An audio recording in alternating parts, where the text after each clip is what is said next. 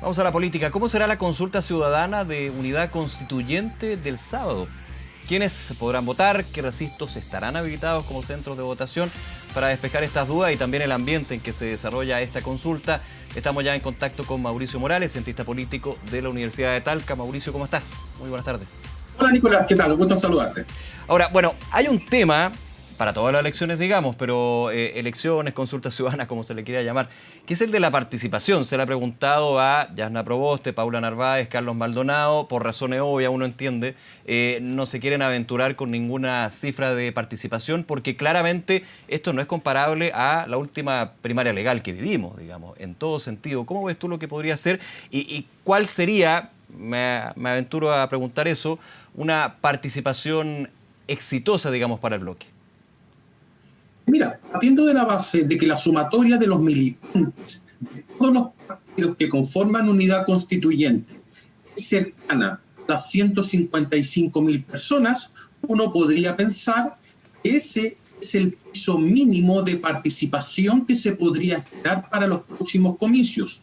Una cifra inferior a estos 155.000 militantes, que dicho sea de paso, han tenido 2 sedazos institucionales, en el sentido de que los partidos tuvieron que registrar a sus militantes, luego se eliminaron estos militantes zombies, es decir, aquellas personas que eran militantes de un partido pero que no se registraron, estaban contabilizadas como militantes, ahora ya no están militando en esos partidos, por lo tanto tenemos un padrón electoral desde el punto de vista de los militantes bastante limpio, y ahí estaríamos con 155.000 personas, una cifra que bordee los 300.000 podría ser ya considerada como un éxito, tomando en cuenta que no es una primaria legal, que estamos en un proceso de saturación de elecciones y que probablemente el fin de semana o el sábado, para ser más concreto, vamos a tener bajas temperaturas.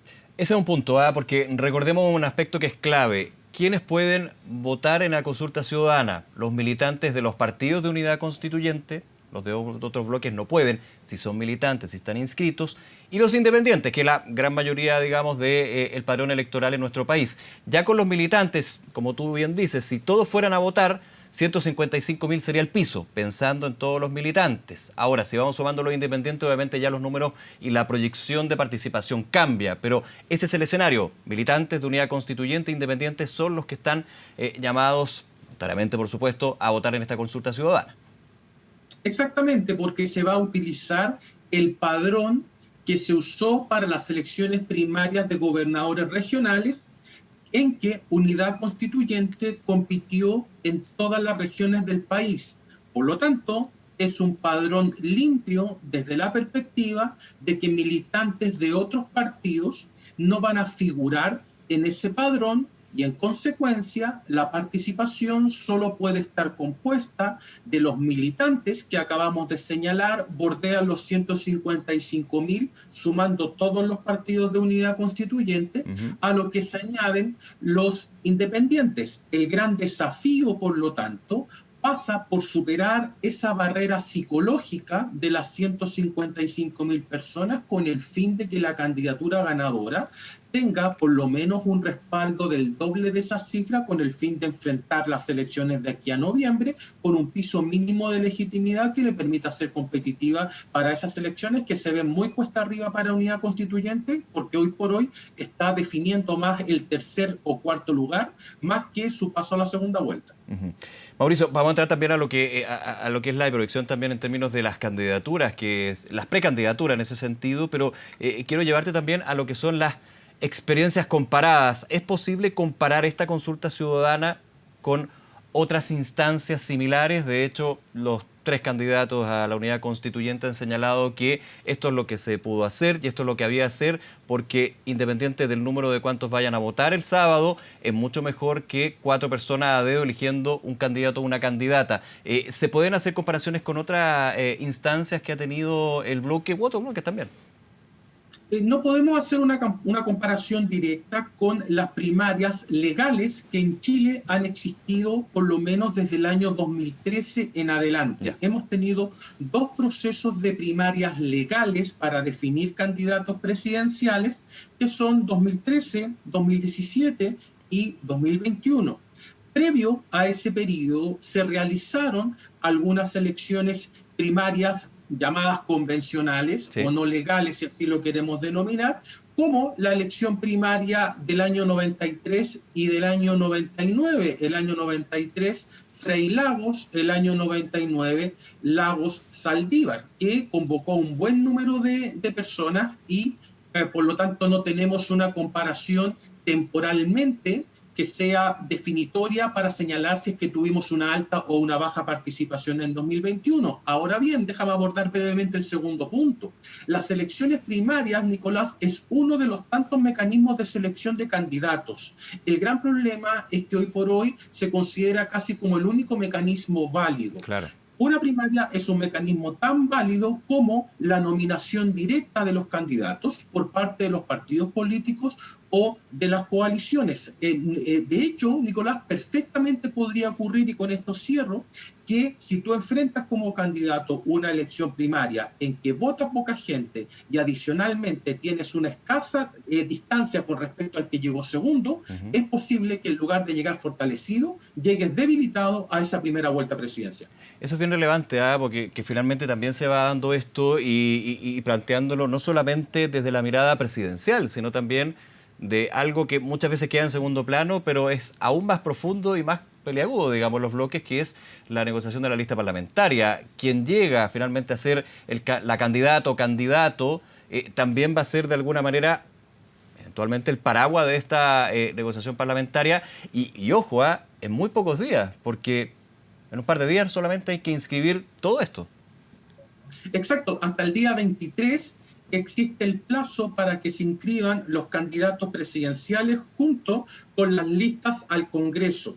Y generalmente lo que ocurre es que candidatos presidenciales populares son capaces de arrastrar o generar un beneficio electoral para aquellas listas que lo acompañan, dado que la elección va a ser concurrente. ¿Qué es una elección concurrente?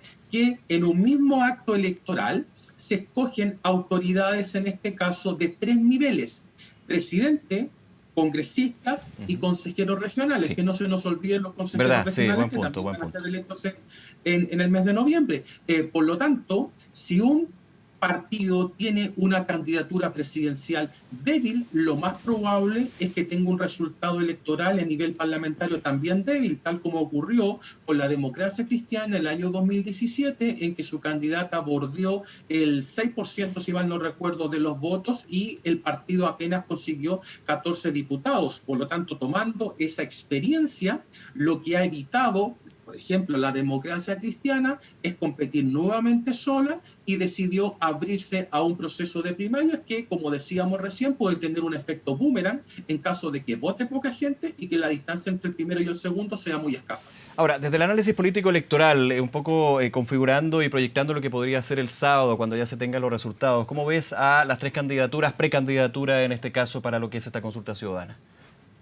En el caso de Proboste, ella tiene una distancia más o menos significativa, de acuerdo a lo que están marcando las encuestas de opinión.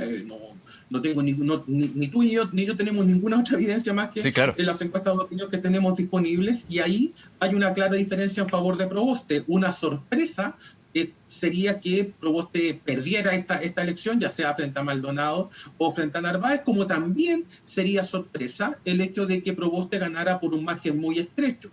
En el caso de Narváez, ella ha ido recuperando terreno, ha logrado ordenar a su partido. Probablemente ella termine siendo candidata al Senado si es que pierde esta elección presidencial, y algo similar podría suceder con Carlos Maldonado. Pero hasta ahora lo que tenemos claro es que esta es una primaria que tiene una gran favorita.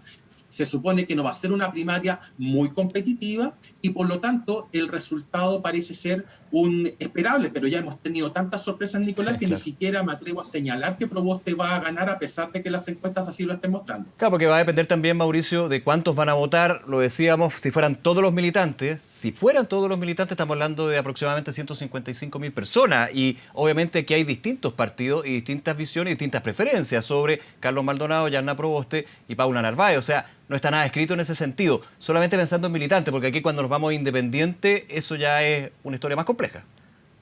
claro, la única ventaja, si tú quieres, que tiene la democracia cristiana respecto a los otros dos partidos es que su experiencia en elecciones primarias recientes, particularmente para la elección de gobernador regional primarias y para alcaldes, fue un partido relativamente exitoso. Claro. Por lo tanto, a pesar de que es un partido deteriorado electoralmente, el hecho de que aún sea capaz de enfrentar elecciones primarias locales con cierto éxito, anima a pensar que Proboste, mediante un mecanismo de movilización electoral similar al que realizó la democracia cristiana en elecciones primarias recientes, pueda imponerse frente a Narváez, toda vez que Narváez no genera suficiente consenso incluso dentro de su mismo partido. Hay un grupo que de hecho ha apoyado anticipadamente a Boric, otro grupo que se ha inclinado por Proboste y una directiva del partido que parece que no está muy comprometida con su propia candidatura. Por eso,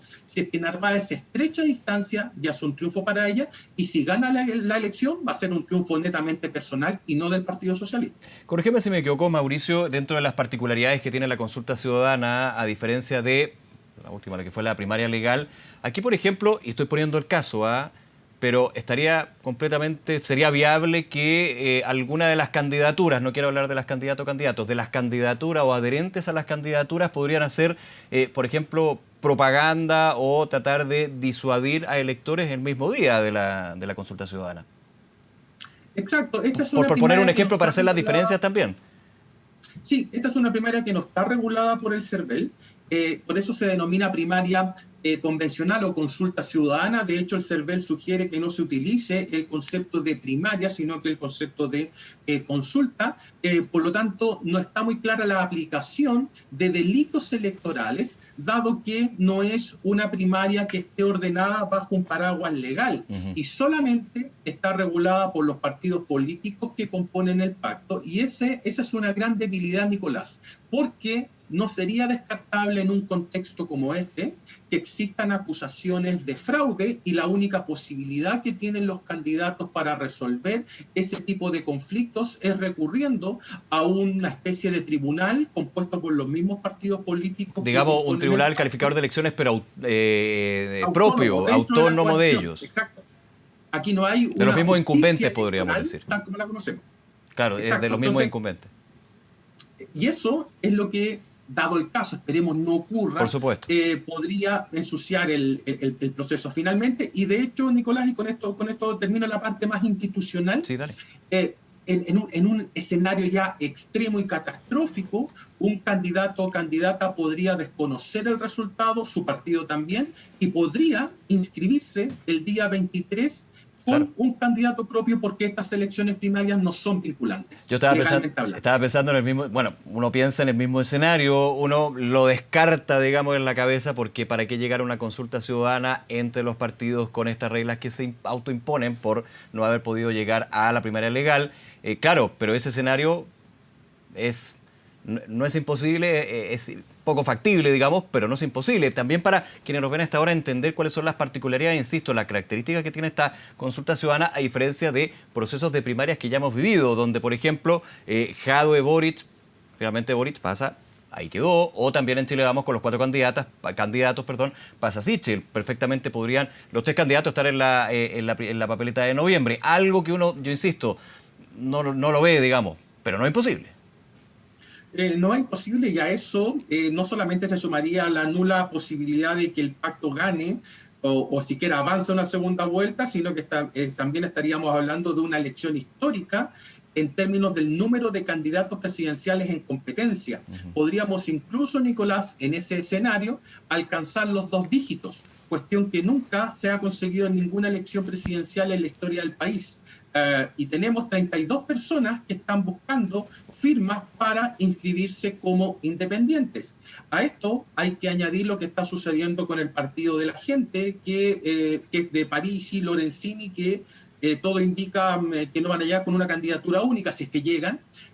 Y también lo que está pasando con la lista del pueblo, que no sabemos si va a presentar un candidato, si son 2 candidatos, y todos esos están buscando la cifra mágica, que son las 33.500 firmas para poder postularse en calidad independiente. Por lo tanto, el escenario que estamos describiendo ahora, más el alto volumen de independientes que está buscando firmas, podría constituir esta elección presidencial con dos características: la elección presidencial con el mayor número de candidatos y la elección presidencial en que los ganadores, los que avanzan a la segunda vuelta, lo hagan con el menor porcentaje de votos históricamente hablando. Claro.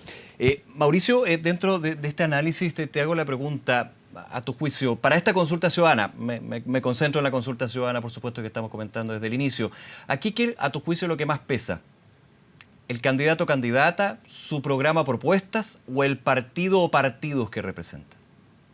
Yo diría que lo tercero, y aquí uno arriesga hasta piedrazo, Nicolás, con lo que voy a decir, pero en estas elecciones primarias en que vota poca gente, me parece que una de las cuestiones más relevantes es lo que, por lo menos yo denomino como infantería electoral, es decir, la movilización que generan los partidos en un contexto de bajo interés por participar en este tipo de elecciones, pero cuyo trabajo es mucho más determinante cuando se produce un escaso volumen de participación. Los partidos pierden el control cuando explota la participación electoral, porque eso supone la entrada de muchos independientes en la reyerta política. En cambio, cuando vota un número controlado de electores, la movilización electoral que realizan los partidos, que está muy debilitada en comparación a lo que veíamos en los años 90 o 2000, se hace mucho más incidente. Si es que llegan a votar estas 155.000 personas de las que estamos hablando, lo más probable es que se imponga la democracia cristiana sin perjuicio de que el Partido Socialista sea el partido que tiene el mayor número de militantes, con cerca de 43.000. La democracia cristiana tiene algo así como 35.000, pero dado que hay una fractura en el PPD y probablemente no todo el PS esté con Narváez, claro, entonces el resultado se hace muy predecible. Pero si pensamos por otra parte en que podría entrar una gran masa de independientes, entonces la movilización electoral pierde impacto y aumenta el impacto, por cierto, de las características de los candidatos, no tanto de su programa de gobierno, pero sí de la expectativa de triunfo. Y hoy por hoy, la candidata que tiene la mejor expectativa de triunfo, cuando le preguntan a la gente quién cree usted que va a ser el próximo presidente de Chile, la única que está mejor posicionada, pero tercera, es Janda Proboste. Y eso contribuye a que la gente pudiese salir a votar más por ella. Claro, ya que es clave entonces lo que tú dices, Mauricio, es la capacidad que tienen los partidos de movilizar a sus bases, de que sus bases vayan movilizando de alguna manera, desperdigando este interés por ir a votar en la consulta ciudadana, y eso va a ser clave en este análisis que estamos haciendo. Por supuesto, todo puede ir cambiando, pero uno lo entendería así con las características de este proceso, que ese movimiento de bases puede dar la victoria a una de las candidatas o al candidato Carlos Maldonado. Pero si uno se queda solamente con eso, con la cifra dura, tendría la delantera, por así decirlo, Janda Proboste, considerando también de que los propios partidos tienen sus propias fracturas con respecto a quién o cuál, digamos. Exacto, eso es muy cierto. Y complemento lo que tú estás señalando con una cuestión más global del pacto. Hoy día la mayoría, y yo lo dije al principio, dan casi por muerta a Unidad Constituyente porque está peleando el tercer y el cuarto lugar en las encuestas. Sin embargo, para ver el vaso completo, solamente puntualizar dos evidencias, Nicolás. La primera es que Unidad Constituyente tiene el 45% de todos los concejales del país. Te puede llamar la atención el dato, porque en la elección de convencionales Unidad Constituyente prácticamente se derrumbó, pero si lo vemos a nivel local, el nivel mínimo que corresponde a los concejales, el 45% de los concejales es de Unidad Constituyente. Y si nos vamos a la población gobernada por los alcaldes de Unidad Constituyente, gobiernan casi un tercio del país, superando a Chile Vamos, que gobierna el 22% de Chile, y el Frente Amplio PC, que gobiernan al 18% de Chile. Por lo tanto, no es un pacto que podríamos dar por muerto de manera automática, sin perjuicio de que su candidato o candidata llegue al principio como la tercera opción. Pero estos datos recientes a nivel electoral municipal permiten alimentar cierta esperanza de que esa candidatura pudiese colarse para una segunda vuelta. Mauricio Morales, como siempre, muchísimas gracias por acompañarnos. Por supuesto, toda esa información sobre la consulta ciudadana en consultaciudadana.cl y en canal 20, en 24horas.cl. Vamos a estar muy atentos el día sábado para lo que va a ser el proceso, con una amplia cobertura en TVN y los resultados, ya mirando lo que va a ser la inscripción en unos días después. Ahí de estas presidenciales, parlamentarias y de Core. Ojo con eso. Gracias, Mauricio. Un abrazo, Nicolás, que esté muy bien. Un abrazo, chao.